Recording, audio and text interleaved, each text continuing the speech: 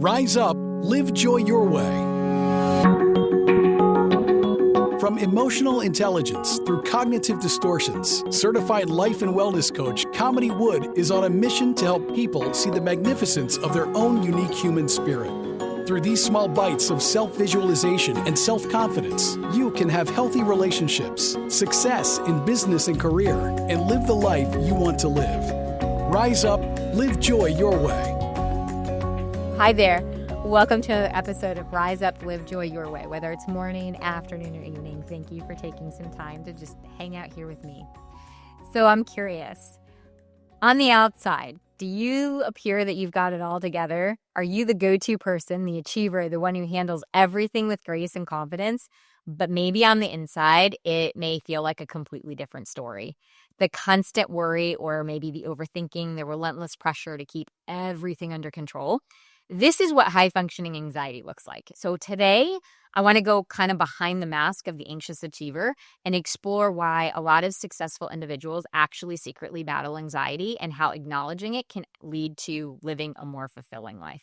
So let's first talk about what high-functioning anxiety really is. So unlike traditional anxiety, high-functioning anxiety doesn't always look like panic attacks or visible distress. Oftentimes, it appears as hyperproductivity, perfectionism, and appearing as always being on. You're successful, reliable, and often praised for your discipline and your dedication. But what's happening is internally, there's this constant cycle of this anxiety-driven productivity. Clinical research identifies high-functioning anxiety as characterized by persistent worry, racing thoughts, and the fear of failure, hidden beneath this composed exterior.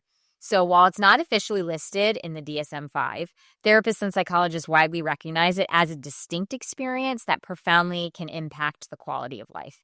And it's important for us to talk about it because this type of anxiety is really prevalent amongst high achievers, and much of it stems from societal conditioning. So our culture glorifies productivity and hustle and achievement and often ignores the emotional and psychological toll that those things can take. And so high achievers often internalize the pressure, believing that their worth is directly tied to their accomplishments.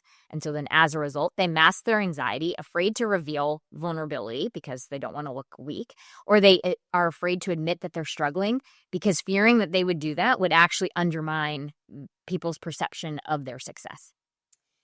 In the book, The Healthy Mind Toolkit, the author underscores this hidden emotional cost, noting that high-functioning anxiety often does lead to perfectionism or chronic procrastination, actually, due to the fear of failure. And then that also leads to burnout. And it's an exhausting loop that traps the most capable individuals.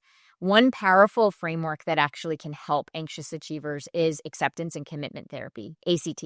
It focuses on not eliminating the anxiety, but on accepting it, recognizing it, and then committed to taking action through action based on your personal values. Even in my coaching, I call that values-based actions, because this approach emphasizes psychological flexibility and emphasizes your ability to respond effectively to the challenges in your life while staying grounded with what is most meaningful to you. So in practice, ACT encourages anxious achievers to recognize and name their anxiety instead of suppressing it. And just that simple practice of acknowledging it reduces the anxiety's kind of control or power over you. Accept the difficult feelings and thoughts rather than, just accept them that they are part of life. They're not you, but they're a part of you. Because if we avoid them, that actually increases the anxiety. And then clarify your core values, aligning actions with what truly matters to you rather than being solely driven by anxiety or the fear of failure can shift things for you. Implementing these ACT practices can help these anxious achievers break the anxiety achievement cycle and create space for genuine connectivity with what you're doing. It creates space for self-compassion. It creates space to build your resilience and also to create that sense of genuine contentment. So how do you begin breaking free from this if that's what you're noticing? Like, oh gosh, I think I might be dealing with high-functioning anxiety. Well, here are 3 things that I want to just offer today. The very first thing is to practice emotional honesty. Regularly check in with yourself. How are you truly feeling beneath the surface? And go ahead and journal that, because it's actually putting pen to paper can be a really powerful tool to give you some space between your feeling and yourself and allows you to observe it. The second thing is to set clear emotional boundaries. High achievers often continue to say yes, almost as a reflex. So pause before committing to new tasks. Ask yourself honestly, is this aligned with my capacity and is it aligned with my values? And then create intentional downtime. Allow yourself genuine rest without guilt. Downtime is not a luxury, it's a necessity. And so really giving yourself permission to have some downtime, and even just start small.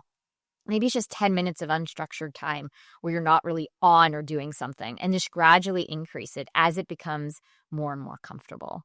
Recognizing that your anxiety does not define your worth or your capability is where the transformation happens. It's the first courageous step towards actually living your authentic life and moving from this place of surviving into thriving. So if any of this is resonating with you and you're just like, you know what, I think I might be stuck in that loop of high functioning anxiety, I do invite you to reach out to see how coaching could support you in order to actually implement some personalized tools and to move through it and to navigate. And what I like to say is change the relationship with your anxiety. If you'd like to talk about that and see how coaching could be a supporting factor in moving you through, feel free to reach out to me anytime at coachwithkamini.com. And until next time, stay well. Thank you for listening to Rise Up, Live Joy Your Way. For more information, book a chat with Kamini at www.chatwithkamini.com or visit her website at www.kaminiwood.com. You can also find Kamini on Facebook or Instagram. Username It's Authentic Me. Thank you for listening.